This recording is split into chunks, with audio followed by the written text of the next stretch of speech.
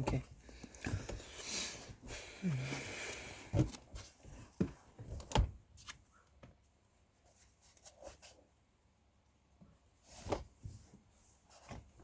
Right. Chapter 26. A Plan for Beth's Birthday. A week later, it was Beth's birthday. She was very excited because Mother said she could have a small party. "We'll ask all our friends in the faraway tree," she said. "Do you really think we should?" said Joe doubtfully. "I don't think Mother would like Dame Washalot, or Mr. Whiskers, or the Angry Pixie." "Well, we can't very well ask some and not others," said Beth. "The ones we left out would be very hurt indeed." "It's awkward," said Franny. "We'd better go and tell Moonface and Silky and ask them what to do." But Mother wouldn't let the two girls go off with Joe that day. She said there was a lot of work for them to do in tidying up their room. "Oh, bother," said Franny to Joe. "You'll have to go alone, Joe, and ask Moonface and Silky what we ought to do about our party. Don't be too long, or we'll be worried about you. And please don't go climbing up into any strange land without us." "Don't worry," said Joe. "I'm not going to visit any more lands at the top of the faraway tree.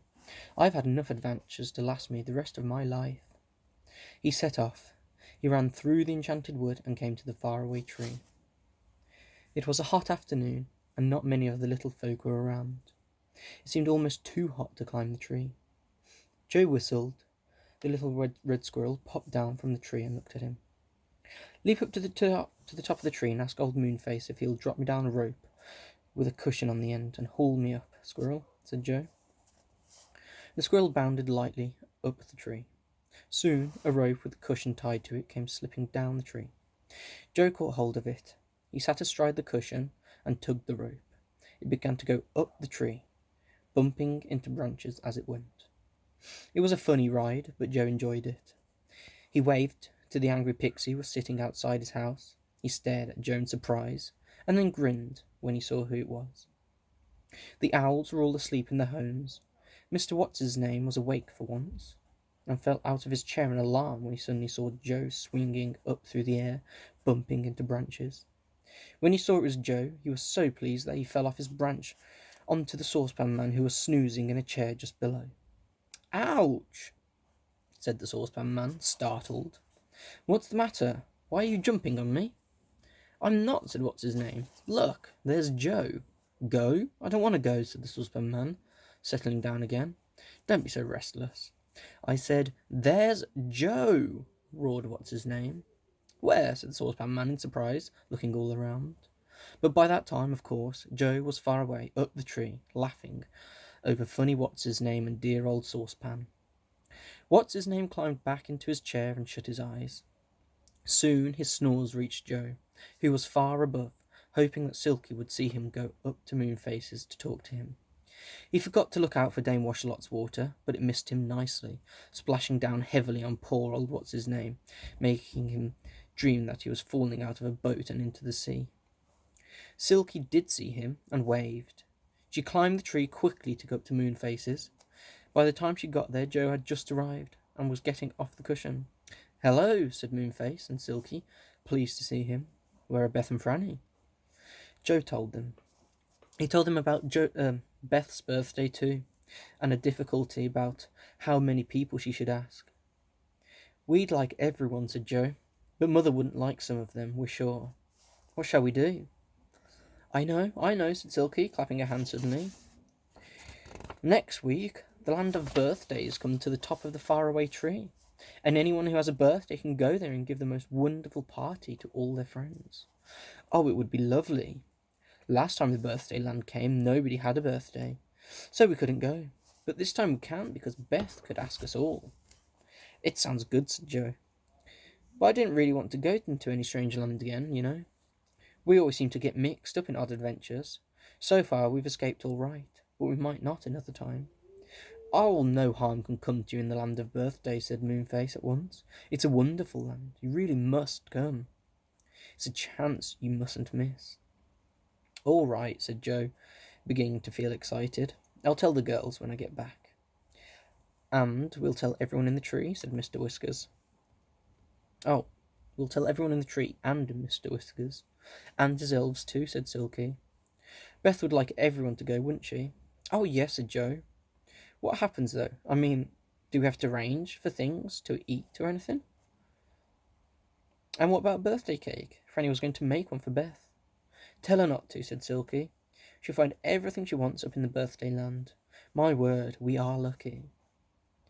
Fancy someone really having a birthday just as the birthday land comes along. Beth's birthday is on Wednesday, said Joe. So we'll go up there. We'll go up the tree then. I'd better go back and tell the girls now. I said I wouldn't be long. Have a toffee shock, said Moonface. No, thank you, said Joe. I'd rather have a pop cake. There's a little picture as well of some pop cakes.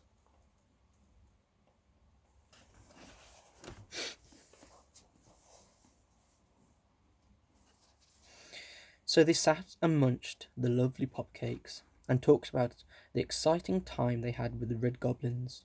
Now I really must go, said Joe, and he got up. He chose a red cushion, said goodbye to Silky and Moonface, and shot off down the slippery slip.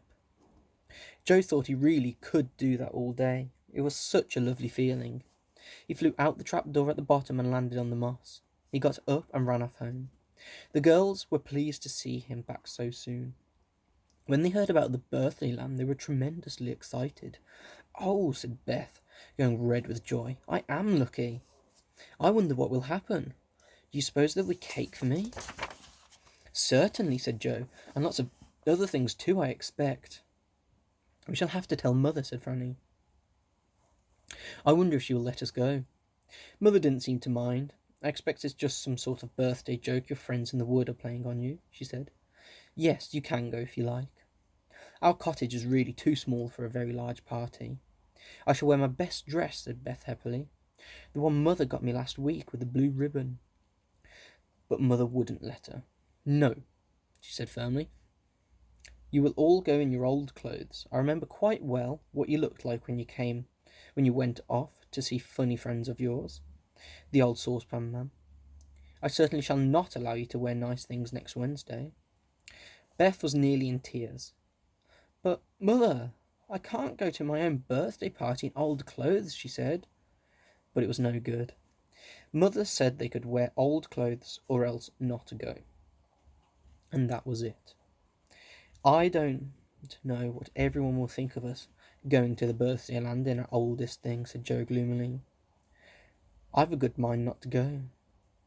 But when Wednesday afternoon came, they all thought differently. Old clothes or not, they were going to go. Come on, said Joe. It's time we went to the land of birthdays.